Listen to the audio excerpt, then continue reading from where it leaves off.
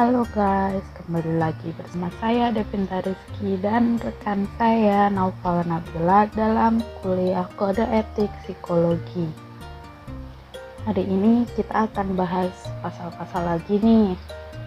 Tahu nggak sih kalian kalau seorang sarjana psikologi belum bisa disebut psikolog? Mengapa demikian? Mari kita bahas satu persatu perbedaannya.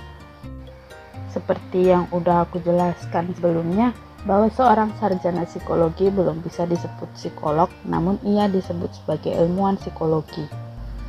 Menurut pasal 7 Kode Etik Psikologi tentang ruang lingkup kompetensi, disebutkan bahwa ilmuwan psikologi memberikan layanan dalam bentuk mengajar, intervensi sosial dalam area terbatas kompetensinya berdasarkan pelatihan, pendidikan, atau pengalaman sesuai dengan kaidah-kaidah ilmiah yang dapat dipertanggungjawabkan. Sedangkan psikolog bisa memberikan layanan sebagaimana yang dilakukan oleh ilmuwan psikologi, serta dapat melakukan praktek psikologi, terutama yang berkaitan dengan asesmen dan intervensi yang ditetapkan setelah memperoleh izin praktek sebatas kompetensi yang berdasarkan pendidikan, pelatihan, pengalaman terbimbing, konsultasi, dan telah mengalami pengalaman profesional sesuai dengan kaidah-kaidah ilmiah yang dapat dipertanggungjawabkan. Dari uraian tersebut dijelaskan bahwa bedaannya adalah jika ilmuwan psikologi hanya bisa memberikan layanan saja. Untuk bisa membuka praktek psikologi, seorang psikologi harus melakukan studi profesional dan mendapatkan izin praktek dahulu. Salah satu caranya adalah dengan melanjutkan kuliah keprofesian yang bisa disebut S2. Dalam perjalanannya, psikolog bersama ilmuwan psikologi sesekali menemukan kasus khusus seperti HIV, kekerasan seksual, orientasi seks, dan kebutuhan khusus atau berhubungan dengan SARA. Karenanya, mereka harus menambah pengetahuannya dengan pelatihan pendidikan khusus atau mencari bimbingan kepada orang yang berkompetensi yang lebih ahli mengenai kasus tersebut. Dalam kasus forensik, psikolog tidak hanya memiliki pengetahuan tentang psikologi saja, namun juga harus memahami dan mengetahui peraturan hukum yang berlaku dan berhubungan dengan kasusnya. Lalu, apakah praktek psikolog dapat bertahan selamanya? Tentunya tidak.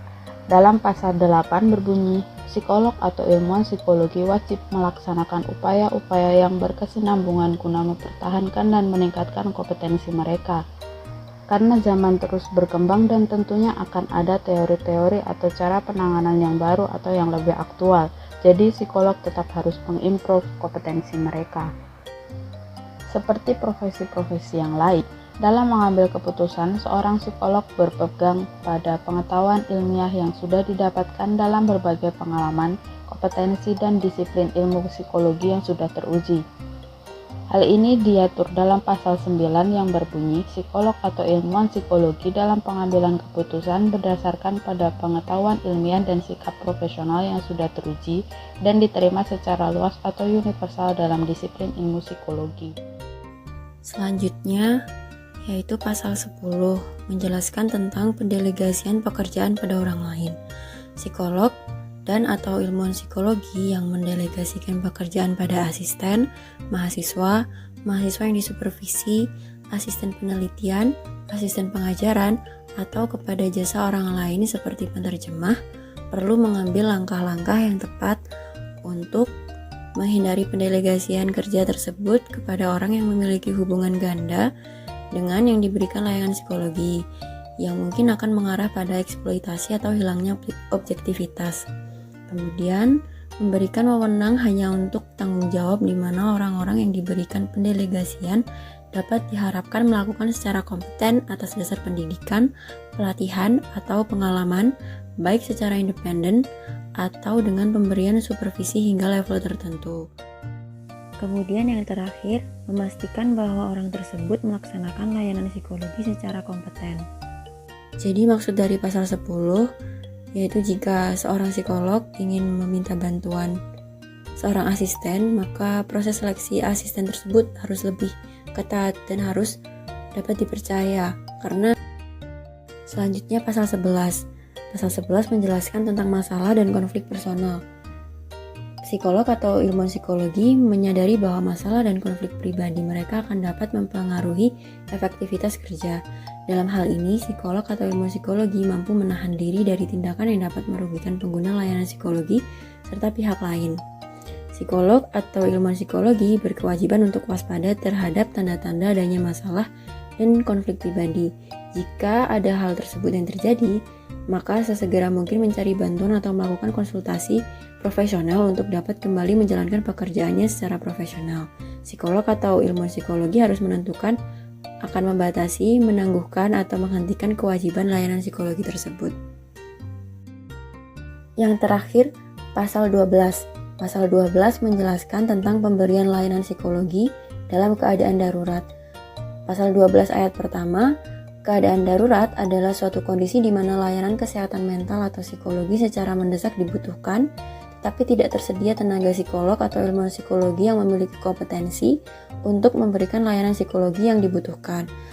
Kemudian ayat kedua, dalam kondisi sebagaimana yang dimaksud pada ayat pertama, kebutuhan yang ada tetap harus dilayani.